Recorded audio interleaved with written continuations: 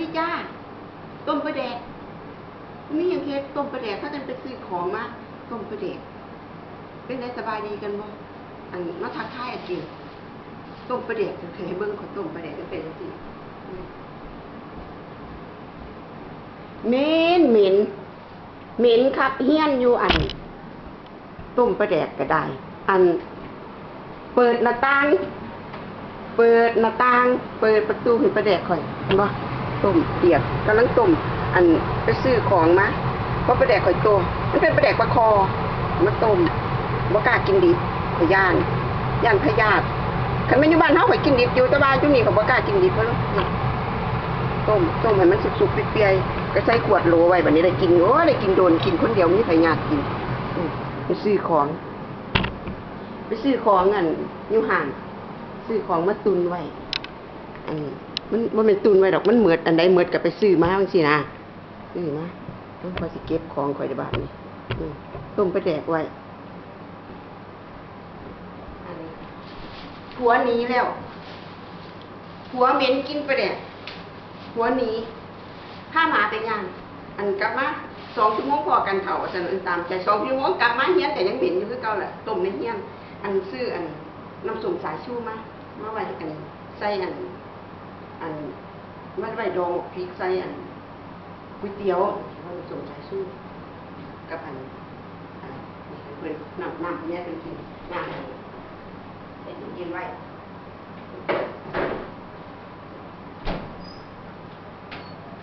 แล้วข่อยจะอยู่ที่หรอกอีหลาไปโรงเรียนมื้อนี้อีหลากลับเช้ามื้อนี้วันพุธทุกวันพุธเพิ่นสิกลับเช้าอีหลาประมาณเที่ยง40เพิ่นก็เลิกโรงเรียนแล้ว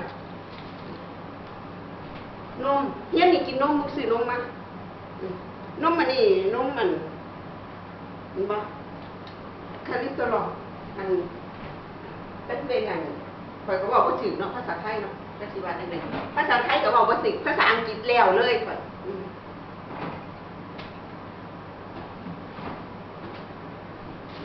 ซื้อขนมปังอีหลามากินขนมปังแล้วไปโรงเรียนเราไปกินห่อไปโรงเรียนอันนี้พอเป็นมากินขนมปังที่มีหน้าเก็บใส่ตู้ไว้อันช่องฟิตไว้มันได้กินโดนเวลาเนี่ยเขาก็ออกมากินจริงๆนะ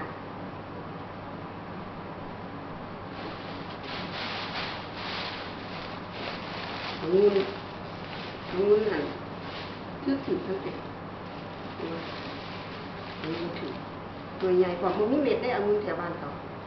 เอามือสีเขียวบ่มีเม็ดไอ้เป็นบ้านเฮานี่เม็ดเต็มเห็นบ่บ่มีเม็ดหวานเม็ดบ่มีใส่ตู้เย็นไว้เวลากินก็ออกมาล้าง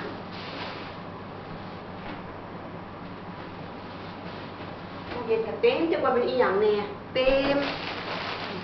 มาอีหลามากินมาแบบนี้มาเบิ่งเจ้าหมูมาเดี๋ยวจะไปโฆษณาซื้อให้กินธรรมดาพ่อว่าโฆษณาให้เพิ่น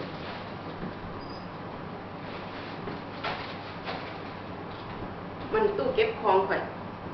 นี่ยังรถเก็บของไปตู้นี่ก็ซื้ออันบักซี่ลาวบ้านเฮานี่บ่งามเนาะฮู้บ่เท่าใดนี่กำนึงนี่กำเท่านี้นะนี่นะอัน5 บาท$5เป็นเงินไทยเท่าไรบ่ฮู้$5อันนี้คือการนั่นพักอีตูบ้านเฮาก็สิมาแกงเห็ดก็ซื้อเห็ดโคนมามื้อนั้นก็ยังบ่ทันได้แกงอยู่แล้วมันก็ได้ซื้อเห็ดนางฟ้ามาเห็ดนางฟ้ามา2 แพ็คแพ็คนี่$4 2 แพ็คนี่ก็$8$8กว่ามัน$4 34 สตางค์มันเอานั่นแพงใช่ป่ะอยากกินเนาะเห็นเลยเนาะอยากกินตามไม่สอบเนาะอยากกินอยู่ดีมีแห้งโอเคแหละใส่ไปเงินนั่นไปหน่อยไม่ใส่ก็ใส่ไปเงินเก็บไว้ใส่ตู้ไว้อันชื่อนี่มันเป็นซอสหวานมะเฮ็ดผัดซีอิ๊วให้ลูกให้ผัวกินกับน้ำปลา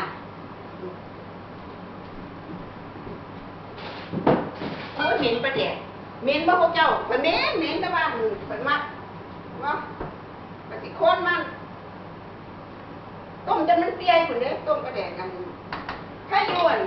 อันแถวนี่อยู่เฮี้ยนข่อยอันเฮี้ยนคนอื่นอย่างนี้กันแหละแถวอันพวกฝรั่งอันทุกเฮี้ยนนะเขาสิมีอันเวลาเห็นกับเขาสิมีอันแนวดูดกินขึ้นขันเทิงนะเขาให้ที่ว่าดูดกินขึ้นไปนะเพราะให้มันได้กินแห้งคักนะมันมีแต่ว่าบ้านนอกเขาแถวน้ำบ้านน้ำเฮี้ยนก็มีเราจะเพื่อนร้านอาหารก็สิมีรู้กันนะวะแต่ว่าแถวบ้านเขาบ่เฮ็ดกันเนาะนี่ซื้อเค้กข่อยมักไปช้อปปิ้งทุกอาทิตย์ข่อยซื้อแต่อันนี้เรามากินนี่เค้กอันนี้นี่มาเฮ็ดเป็นเค้กอันนี้ข่อยเฮ็ดบ่เป็นข่อยเฮ็ดเป็นแต่อันอื่นอันพวกอันคัพเค้กข่อยเฮ็ดเป็นแต่ว่าเค้กจังซี่ข่อยเฮ็ดบ่เป็นซื้อมาแซ่บๆมากินนี่ของพ่อใหญ่ดอกข่อยบ่กินพ่อใหญ่เพิ่นมากินอันนี้เพิ่นมาเฮ็ดอันแลบเพิ่นมาเฮ็ดแลบเพิ่นบ้านเขาเอิ้นหยังบ่แลบอันที่เขาขายน้ำถนนหนทางเขาเอิ้นหยังว่ากระบะกระบะพี่เขาเอิ้นแลบว่าซั่นข่อยก็เอิ้นน้ำเพิ่นจะบ่ถึกข่อยก็เอิ้นน้ำเพิ่นเพิ่นมาจังซี่ผัวข่อยอันนี้เก็บไว้ใส่ส่งฟรีมาให้เราเวลาเราสิกินเราก็เอาออกมาทีละอันเพราะว่าลูกก็บ่กินได้นี่ลูกก็บ่กินข่อยก็บ่กินแต่เรากินเก็บใส่ส่งฟรีไว้อันนี้ก็เก็บใส่ส่งฟรีไว้ให้เราเข้าไปมีหยังก็ยัดเข้าไป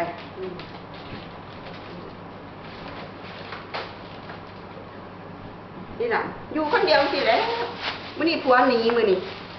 ผัวหนีผัวบ่อยู่นำเหม็นปลาแดกว่าซั่นชื่ออันยังก็อันมันเกี่ยวฝรั่งก็สิเฮ็ดโรดดินเนอร์มื้อนี้ก็สิเฮ็ดอันภาษาไทยเขาว่าหยังบ่รู้โรดดินเนอร์ก็ได้ก็จะนึกบ่ออก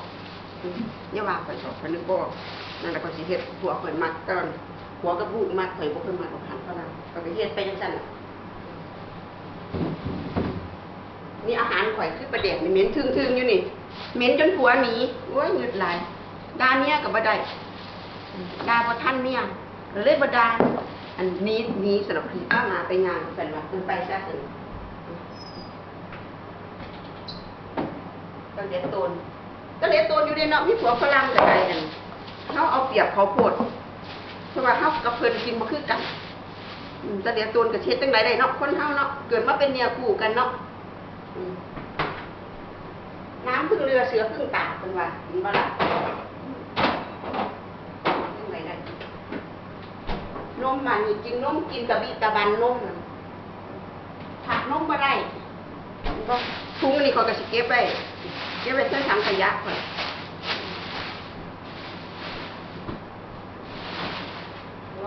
ง่ายแล้วกว่าบัดนี้แล้วอันนี้เรียกเถิดมะลายเป็นไงกินกับสลัดผักนี่ของเราเห็นป่ะผักกาดขาวหรือว่าผักสลัดผักนั่นแหละเบิ้งเอาเราก็คิดเอาบอกจังคอยนึกบอกปกติมันจังสิถิ่มมันแก่เขาพอกินกันฝรั่งมันแก่เขาพอกินกันเขากินแบบนี้ที่เที่ยวก็เลี้ยงมากอยู่ได้แหละเนาะอันนั้นก็พอกินอันนี้ก็พอกินเนาะขึ้นประแดกก็เบิ้งประแดกก่อนเมื่อตะวันประแดกคนละสิใหม่